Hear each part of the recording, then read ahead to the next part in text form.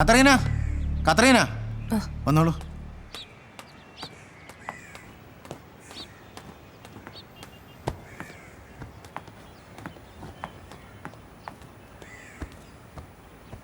എൻ്റെ സാറന്മാരെ അതിനകത്ത് വേറൊന്നുമില്ല, കുറച്ച് മരുന്നും കുളിസോപ്പും മാത്രമേ ഉള്ളൂ. വേറൊന്നുമില്ല സാറേ. ആ നമ്പർ ഇട്ട് മാറ്റി വെച്ചോളൂ. അലക്സ് മേസ്ത്രിയുടെ പെങ്ങളാ. പിന്നെ ജോൺ സൂപ്രണ്ടിൻ്റെ അനുവാദമുണ്ട്. മേസ്ത്രിക്ക് വെളിയിൽ നിന്ന് പെങ്ങളെ കാണാനും സംസാരിക്കാനും. അതെന്താന്ന് വെച്ചാൽ ചെയ്യൂ, അധികം സമയം എടുക്കണ്ട. ശരി.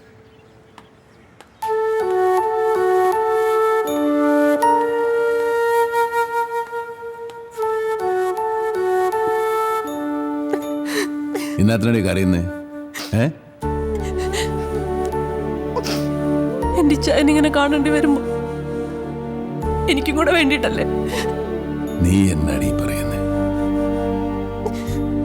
അവനെന്തേ വർഗീസ്? ഇല്ല, ഇതുവരെ വന്നിട്ടില്ല. കൊള്ളരുതാത്തം വന്നിട്ടും വലിയ കാര്യമൊന്നുമില്ല. നീ വരുമ്പോ ഞാൻ ഇത് തന്നെയാ പറയുന്നത്.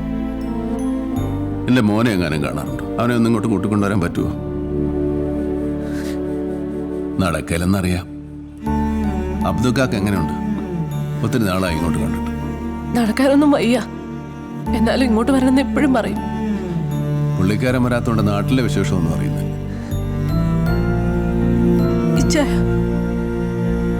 എന്നോട് എപ്പോഴെങ്കിലും വെറുപ്പ് തോന്നാറുണ്ടോ? നീ എന്നതാണ് ഈ പറയുന്നത്? ജീവിതത്തിന്റെ നല്ല കാലം മുഴുവൻ ഇതിനകത്ത് എല്ലാം നഷ്ടപ്പെട്ട് ആലോചിക്കുമ്പോ സമനില തെറ്റുന്ന പോലെ തോന്നുന്നു. നിനക്ക് വേറെ പണിയൊന്നുമില്ല. ഇതൊക്കെ തലയിലെടുത്താടി കൊച്ചേ.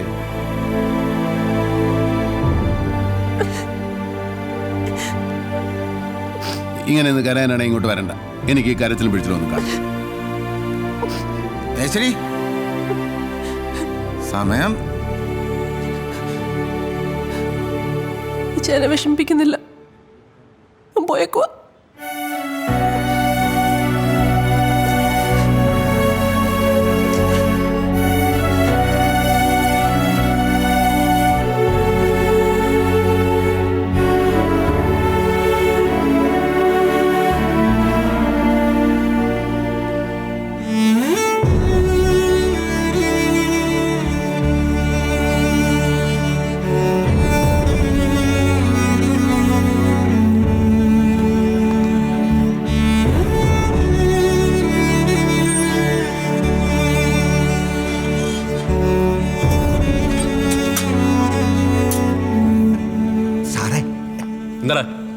ശരിക്കും ഈ അലക്സ് മേസ്ത്രി ആരാ? ആരാ?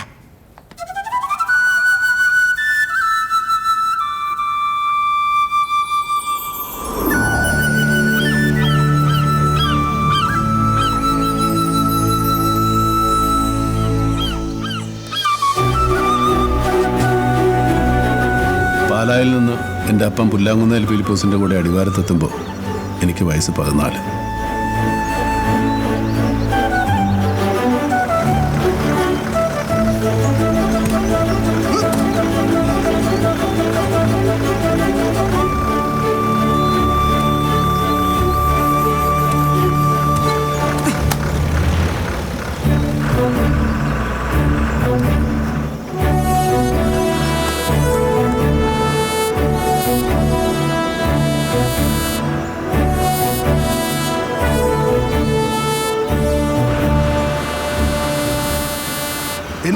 എന്നാ പറ്റി?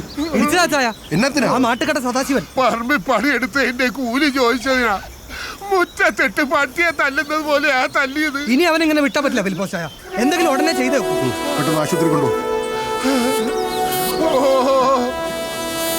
വേഗം കൊണ്ടുപോയേ. അടിവാരം മുഴുവൻ അന്ന് മാട്ടുക്കെട്ട സദാശിവൻ എന്ന മുതലാളിയുടെ കയ്യിലായിരുന്നു.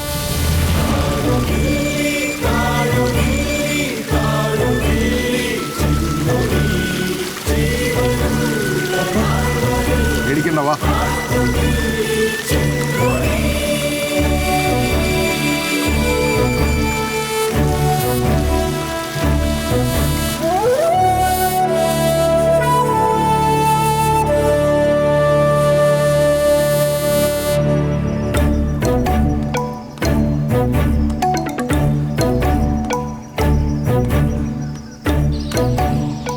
അപ്പനും അമ്മച്ചിക്കും കൂടി ഞങ്ങൾ 4 പേരാണ്.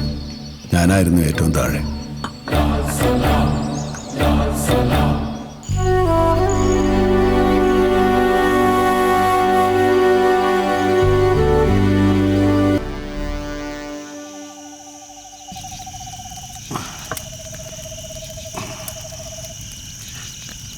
എടാ, നമ്മുടെ കർത്താവ് തമ്പുരാനെ പോലെ പാവങ്ങൾക്ക് വേണ്ടി ജീവൻ ബലി കൊടുത്ത മനുഷ്യനാണ്. ഇവിടെയുണ്ട് കുറെ പാവങ്ങൾ. മാട്ടക്കട്ട സദാശിവനെ പോലുള്ള നാറികൾ നാട് ഭരിക്കുമ്പോൾ നമ്മുടെ പാവം കർത്താവ് തമ്പുരാൻ പോരടാ. ഉശിരുള്ള കഷ്ടമുള്ള തന്നെ വേണം, ചോരയ്ക്ക് ചോര തന്നെ വീഴണം. ഇതിങ്ങനെ കയ്യിലെടുക്കുമ്പോ എന്താണെന്നറിയത്തില്ല, മലമ്പാമ്പ് കയറും പോലെ ഉള്ളിലൊരു ധൈര്യം കയറി. പിന്നെ മാട്ടുക്കട്ടയല്ല, ഏത് കൊലകൊമ്പം വന്നാലും നമുക്ക് പുല്ലാടാ.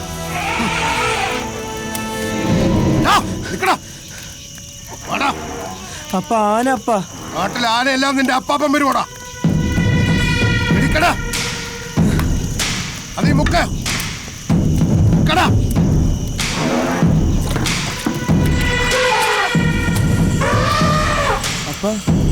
വാടാ, ഇങ്ങോട്ട് ധൈര്യം ഉണ്ടെങ്കിൽ കയറി വേടാ. നീ എങ്ങനെ ഇവിടെ കയറി മേയാന്ന് വിചാരിക്കണം. ഇറങ്ങി വേടാ ധൈര്യം ഉണ്ടെങ്കിൽ. പേടിപ്പിക്കല്ലേ, ചങ്കൂറ്റത്തോടെ പറയടാ. ഏത് കൊലകൊമ്പിനാണെങ്കിലും വാടാ. ഓ പോടാ, പോ പോ. പോ.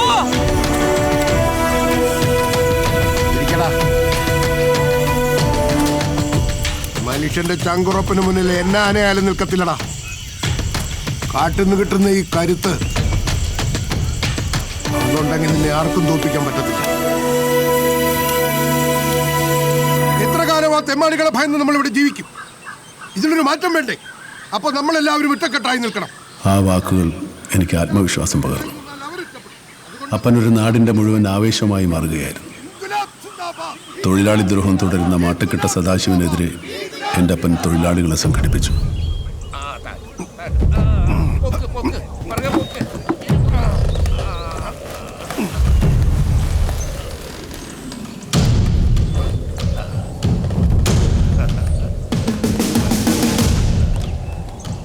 അപ്പൻ്റെ നേതൃത്വത്തിൽ അവിടെ ഒരു കൊടിമരമുയർന്നു. അതായിരുന്നു അടിവാരത്തെ തൊഴിലാളി പ്രസ്ഥാനത്തിൻ്റെ ചെങ്കൊടി കെട്ടിയ ആദ്യത്തെ കൊടിമരം.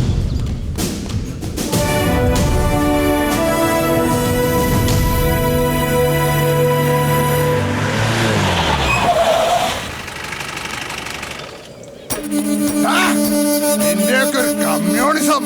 എടാ, ഇത് മാട്ടുക്കട്ട സദാശിവന്റെ നാടാ. ഇവിടെ നിന്റെ പാർട്ടിയും വേണ്ട, കൊടിയും വേണ്ട. എടുത്തോണ്ടും പോടാ. അവന്റെയൊക്കെ വലിച്ചു വലിക്കണമല്ല. ഒറ്റൊരുത്തിന് ഇവിടുന്ന് അനങ്ങി പോകരുത്.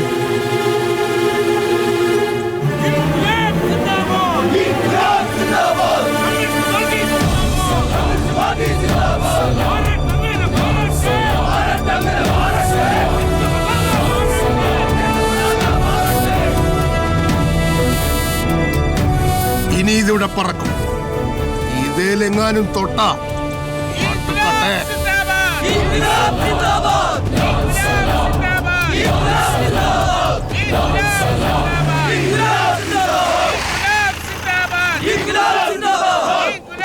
ഇവനാ ഇവന് ഇൻക്ലാബ് സിന്ദാബാദ്.